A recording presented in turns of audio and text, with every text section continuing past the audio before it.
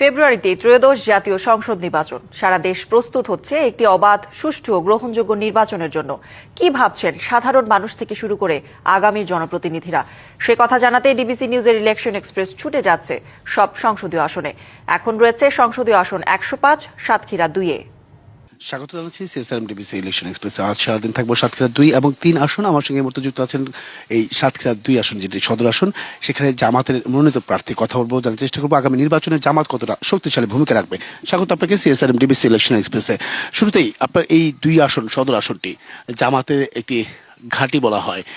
সেক্ষেত্রে আসলে এবার চ্যালেঞ্জের তো তাহলে প্রশ্নই আসছে না, বিষয়টা কিভাবে দেখছেন? ধন্যবাদ ডিবিসি টেলিভিশনকে এবং দর্শকদেরকে। সাতক্ষীরা সদর আসন, যেটা ২ দেবহাটা এবং সাতক্ষীরা সদর নিয়ে গঠিত, এই আসনটি জামাত ইসলামী দীর্ঘদিনের লালিত একটি এলাকা। জামাত ইসলামের এখানে অতীতেও ৪ বার আমরা পরপর এমপি ছিলাম। জনগণের মধ্যে আমাদের এমপি মহোদয়দের কর্মসূচি, তাদের পদক্ষেপ এবং তাদের উন্নয়নের যে অবস্থান এবং আমাদের জনশক্তি এবং জনগণের সাথে আমাদের যে অবস্থান, তাতে করে আমরা আশাবাদী যে আমরা আল্লাহ তাআলার মেহেরবানিতে সহজে এই আসনে আমরা বিজয়ী হব। দল আপনাকে মনোনীত করেছে, সাধারণ মানুষ কেন বেছে নেবে? কি করতে চান এই আসনটির জন্য? যে আসনটির জন্য আমাদের অনেক পরিকল্পনা, তার ভিতরে উল্লেখযোগ্য পরিকল্পনা এখানে জনগণের ভিতরে শান্তি এবং স্বস্তির জন্য মদ, মাদক, চাঁদাবাজি এটাকে প্রতিরোধ করা, সাতক্ষীরার উন্নয়নের জন্য বিশেষ করে জলাবদ্ধতা দূরীকরণ, সাতক্ষীরা রেল লাইনের প্রচলন, এমনিভাবে যাতায়াত ব্যবস্থা, যোগাযোগ ব্যবস্থা সহ আমার উন্নয়নের জন্য যে পদক্ষেপ গ্রহণ করেছি এবং জনগণের কাছে বলছি, জনগণ তাতে আমাদের পরে খুশি এবং তার এই ব্যাপারে আনন্দিত। দাঁড়িপাল্লা, এই যে আপনারা ১৭ বছর ১৬ বছর আপনার প্রকাশ্যে রাজনীতিতে আসতে পারেননি, প্রকাশ্যে মাঠে লড়াই করতে পারেনি বা মানুষের পাশে দাঁড়াতে পারেননি, তারপরেও মানুষ কেন বেছে নেবে দাঁড়িপাল্লাকে? দাঁড়িপাল্লা এখানে শান্তির প্রতীক হিসেবে প্রমাণিত।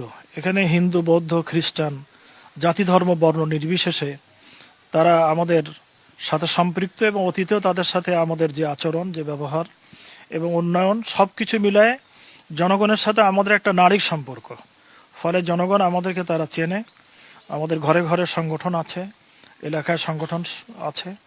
তাতে করে দাঁড়িপাল্লা না থাকলেও দাঁড়িপাল্লাকে তারা ভুলেনি এবং দাঁড়িপাল্লাকে তারা মনে রেখেছে এবং দাঁড়িপাল্লাকে মনে রেখেই তারা দাঁড়িপাল্লাকে বিজয়ী করবে ইনশাআল্লাহ। বিএনপি রয়েছে, আরো অন্যান্য দল রয়েছে, এবার লড়বে প্রত্যেকেই যার যার জায়গা থেকে। কতটা চ্যালেঞ্জ হতে পারে? বিএনপি কি চ্যালেঞ্জের কাতারে পড়ছে কিনা?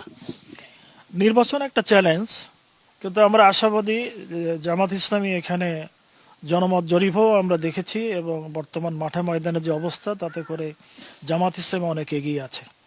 তারপরও তারা বিএনপি রাজনৈতিক দল, তারা তাদের নির্বাচনী কাজে মাঠে ময়দানে আছে। তো তাদের জনমত থাকলেও অপেক্ষাকৃত হবে জামাত ইসলামী অনেক এগিয়ে এবং জামাত এখানে বিজয়ী হবে ইনশাআল্লাহ। কি ধরনের ব্যস্ততা এখন পার করছেন আপনি?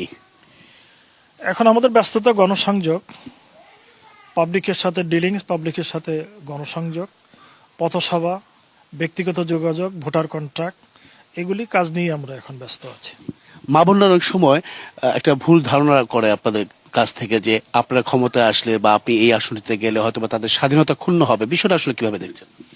না, মা বোনদের ভিতরে এখানে প্রশ্ন নাই। বরং মহিলা সংগঠন এখানে জামাত ইসলামের চেয়ে অনেক আরো শক্তিশালী। পুরুষ ভোটারের চেয়ে আমাদের মহিলা ভোটার, নিশ্চিত ভোটার যেগুলো, তাদের সংখ্যা পুরুষের চেয়ে বেশি। এবং মা বোনরা অতীতেও আমাদের কাছ থেকে তারা নিরাপত্তা পেয়েছে এবং তারা আমাদের কাছ থেকে চমৎকার ব্যবহার পেয়েছে। ফলে এই প্রশ্ন মা বোনদের ভিতরে নাই, বরং তারা পুরুষের চেয়ে আরো এগিয়ে। সনাতন ধর্মাবলম্বী যারা আছেন, সেই ভোটটা কি জামাত পাবে?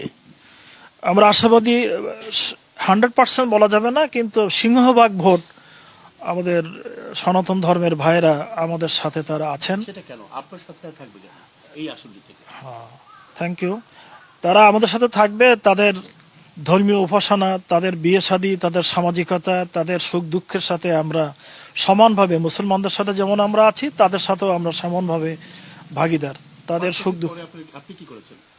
তাদের সুখ দুঃখের জন্য তাদের মন্দির নির্মাণ, শ্মশান নির্মাণ, তাদের বিবাহবাদী শাদী, তাদের দুস্থদের জন্য ঘর নির্মাণ, এগুলি আমাদের ইতিমধ্যে আমরা অনেক প্রোগ্রাম বাস্তবায়ন করছি। আমার নিজের লেখাপড়া শেখা, বৃত্তি প্রদান করা, দুস্থ গরিব হিন্দু ছাত্রদেরকে বিশ্ববিদ্যালয় পর্যন্ত লেখাপড়া করানোর ব্যবস্থা আমরা করেছি। সে কারণে দাঁড়িপাল্লাকে আপনাদেরকে বেছে নেবে। অবশ্যই ধন্যবাদ অসংখ্য, আমাদের সঙ্গে আপনারা এতক্ষণ যুক্ত ছিলেন। পরবর্তী সংবাদ বেলা 12টায় থাকছে ভিন্ন কোনো রাজনৈতিক দলের মনোনীত প্রার্থীরা কি ভাবছেন আগামী নির্বাচনকে কেন্দ্র করে, সেসব বিষয়ের সঙ্গে থাকুন CSRM TVC ইলেকশন এক্সপ্রেসের।